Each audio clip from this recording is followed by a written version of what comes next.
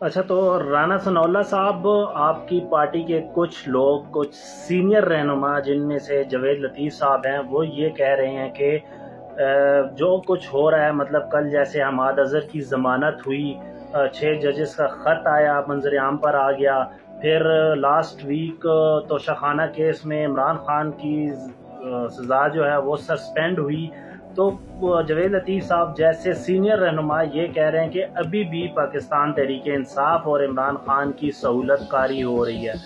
اگر تو ان کی اس بات کو درست تسلیم کر لیا جائے، آپ کے نظر میں آپ کیا کہتے ہیں کہ ابھی بھی سہولت کاری ہو رہی ہے؟ اور اگر یہ سہولت کاری ہو رہی ہے تو پھر یہ کون کر رہا ہے؟ اسٹیبلشمنٹ کر رہی ہے یا جوڈیشری کر رہی ہے؟ میرا نہیں خیال کوئی سہولت کاری نہیں ہو رہی۔ جن کیسز میں آخری ہفتے میں سزا دی گئی ہے، وہ 31 سال جو سزا دی گئی ہے، وہ تو میرا خیال ہے کہ ہمارے الیکشن کو ڈیمیج کرنے کے لیے دی گئی تھی، یا اگر اس چیز کا احساس نہیں تھا تو پھر وہ تو جو ہے وہ اس نے ہمیں بڑا ڈیمیج کیا۔ جو عمران خان کا یا پی ٹی آئی کا وکٹم کارڈ ہے، ہمدردی کا کارڈ، وہ بڑا چارج ہوا اس کے ساتھ۔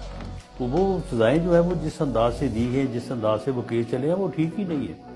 میں ایک قانون کے طالب علم کے طور پہ میں خود سمجھتا ہوں کہ وہ سسٹین نہیں کر سکیں گے۔